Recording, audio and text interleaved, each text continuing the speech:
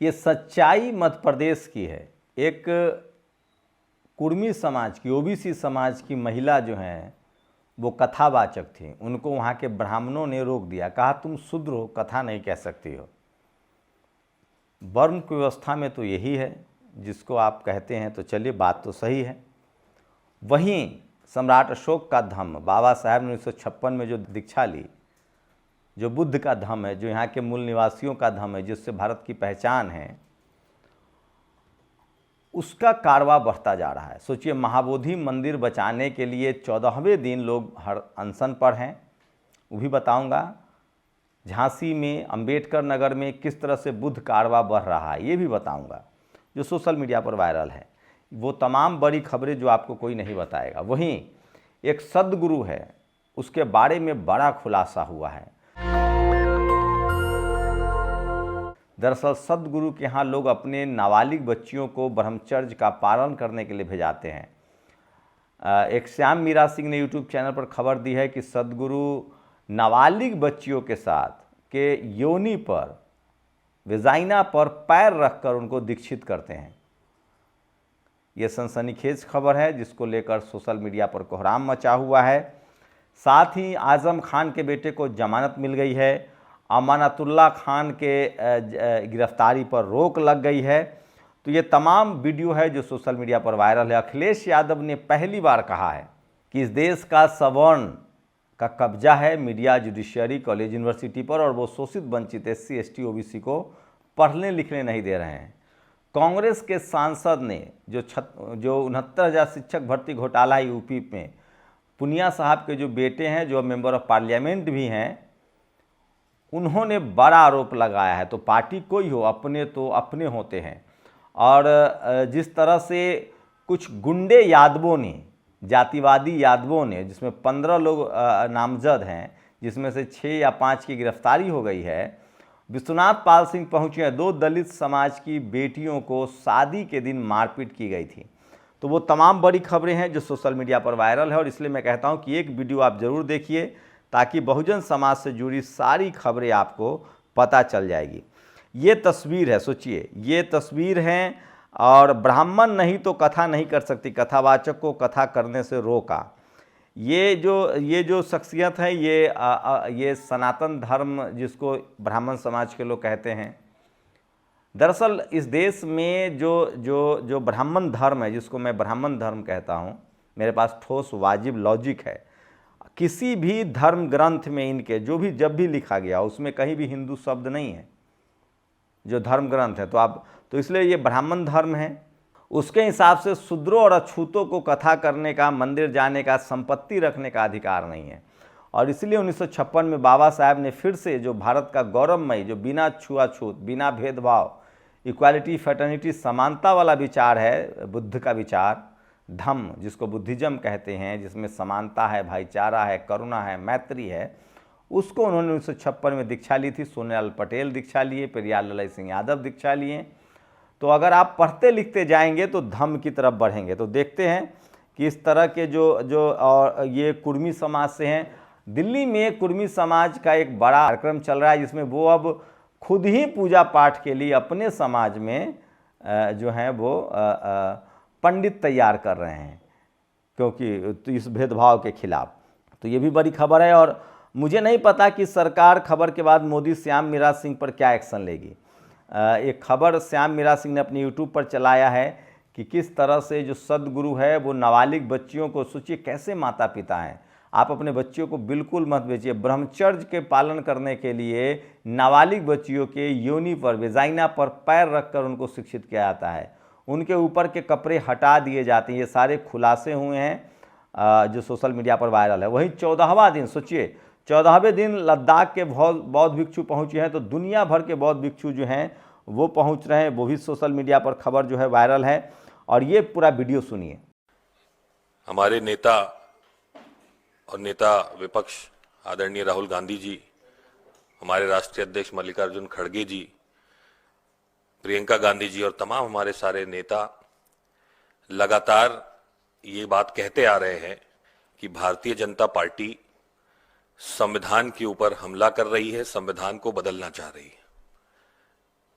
इस 2024 के चुनाव में जब उनने सीधा सीधा हमला किया तो दलित समाज ने, पिछड़े वर्ग ने उनको दिखाया कि उनकी मनमानी नहीं चलेगी। और अब वो जब वो देख चुके हैं कि संविधान की क्या ताकत है, संविधान को मानने वाले लोगों की क्या ताकत है, तो वो घुमा करके इस पे हमला कर रहे हैं। संविधान से दिए हुए सुरक्षाओं और प्रावधानों के ऊपर हमला किया जा रहा है। और इस घोटाले में जिसके बारे में आज हम चर्चा करने के लिए बैठे हैं, ये स्पष्ट हो जाएगा कि भारतीय जनता पार्टी धीरे धीरे संविधान को खत्म करने का प्रयास कर रही है और SC, ST और OBC के लोगों के ऊपर उनके हित के लिए कोई विचार नहीं है, कोई स्कीम नहीं है, बल्कि उनको और गरीब और नौकरियों से वंचित रखना चाहते हैं। उत्तर प्रदेश में आप जानते हैं 2018 से एक प्रकरण चलता आ रहा है, शिक्षक भर्ती प्रक्रिया, जो 69,000 शिक्षकों की भर्ती हुई थी, उसमें एक नया घोटाला द प्रिंट इंडिया के माध्यम से उजागर हुआ है, जिसमें 69,000 शिक्षकों की भर्ती होनी थी। उसके दौरान SC, ST और OBC के 18,500 सीटों में आरक्षित SC, ST और OBC के लोगों को उसमें नौकरी मिलनी थी, लेकिन उसमें से केवल 2,637 पर ही आरक्षण लागू किया गया है और शेष 15,863 जो सीटें बचती हैं उस पे अनारक्षित वर्ग के लोगों को नौकरी दी गई। ये सीधे सीधे 2,637, 18,500 में से 18,500 देना था, 2,637 दिया है, बाकी सारी अनारक्षित वर्ग के लोगों से भर दी गई है। ये सीधे सीधे हमारे भारत के संविधान के दिए गए आरक्षण के ऊपर हमला है।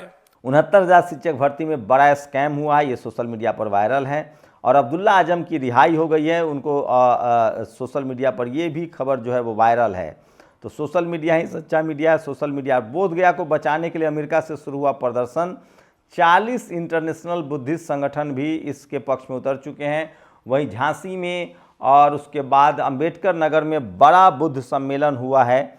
तो ये भी खबर सोशल मीडिया पर सबसे ज़्यादा वायरल है। महाकुंभ में दुर्भावना से गए तो दुर्गति होनी तय है, योगी आदित्यनाथ ने ये बयान दिया है। उसके बाद नेहा सिंह राठौर ने कहा है, क्या महाकुंभ में जो लोग मरे, जिनके अपने बिछड़ गए, वो दुर्भावना से गए थे? और CAG ने कहा है कि 414 करोड़ का घोटाला हुआ है। ये मध्य प्रदेश के सड़क में, देखते हैं वहाँ पर क्या होता है। ये सोशल मीडिया पर वायरल खबर है। विश्वनाथ पाल जो कि BSP के प्रदेश अध्यक्ष हैं, वो मथुरा पहुँचे हैं, जहाँ दर्जन भर यादव समाज के गुंडों ने जातिवादी हमला किया था, जिसमें से 5-6 की गिरफ्तारी हो गई है।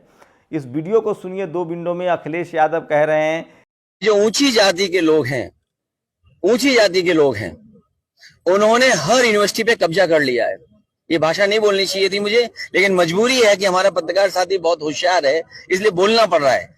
जितने भी अपर कास्ट लोग हैं, उन्होंने कभी भी बैकवर्ड, दलित, SC, ST के बच्चों को आगे नहीं आने दिया। बाबा साहब भीमराव अम्बेडकर जी जो आरक्षण दिया भी था, उस आरक्षण से खिलवाड़ कर रहे हैं। यूनिवर्सिटियों में पढ़ने नहीं दे रहे हैं, कॉलेजों में पढ़ने नहीं दे रहे हैं, क्योंकि उन्हें इस मुद्दे पर बहस नहीं करनी है, इसलिए व्यक्तिगत आरोप लगा रहे हैं कि किस तरह से सवर्ण समाज के लोगों ने तमाम इंस्टीट्यूशन पर कब्जा कर लिया। तो धीरे धीरे ही सही, अखिलेश यादव को पूरा खेल समझ में आने लगा। ये वो लोग हैं, आरोपी हैं यादव समाज के, जिनको गिरफ्तार किया गया है। इसका नाम है लोकेश यादव, बटुआ यादव, श्रीपाल यादव, पवन यादव, ब्रजेश यादव, रोहिताश यादव।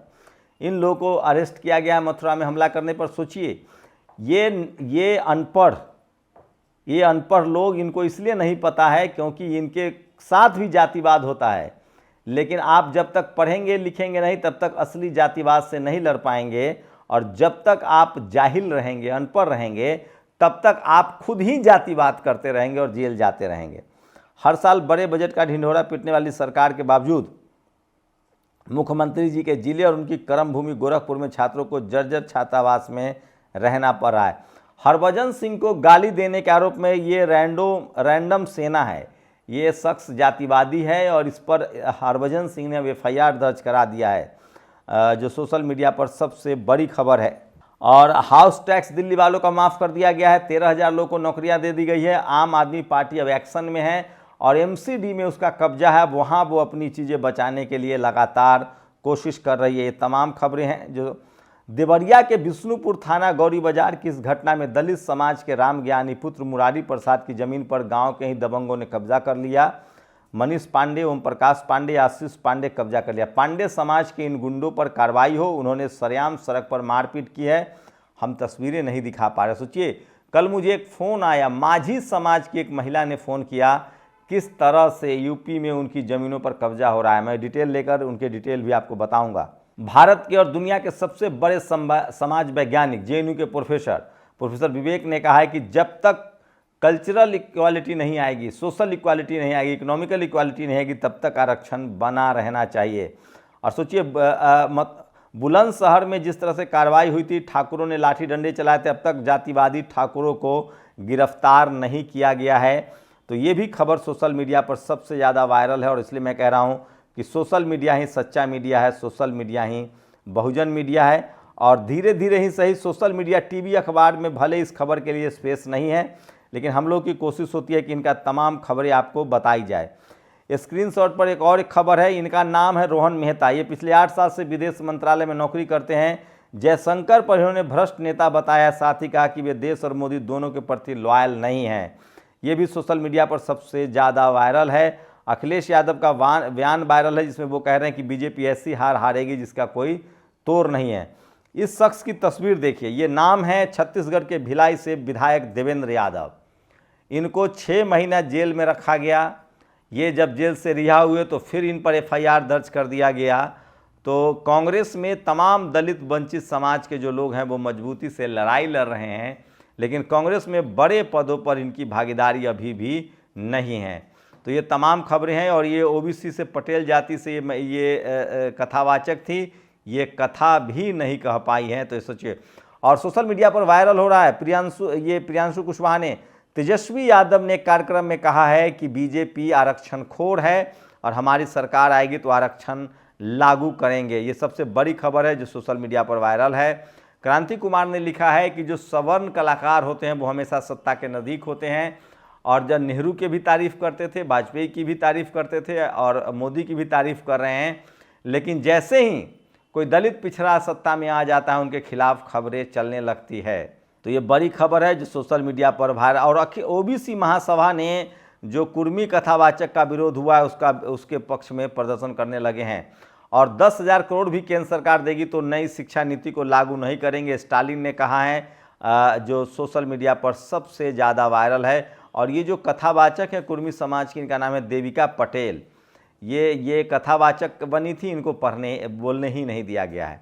तो ये तमाम खबरें हैं जो सोशल मीडिया पर वायरल है और इसलिए कह रहा हूँ कि सोशल मीडिया ही सच्चा मीडिया है, सोशल मीडिया ही बहुजन मीडिया है। शुक्रिया।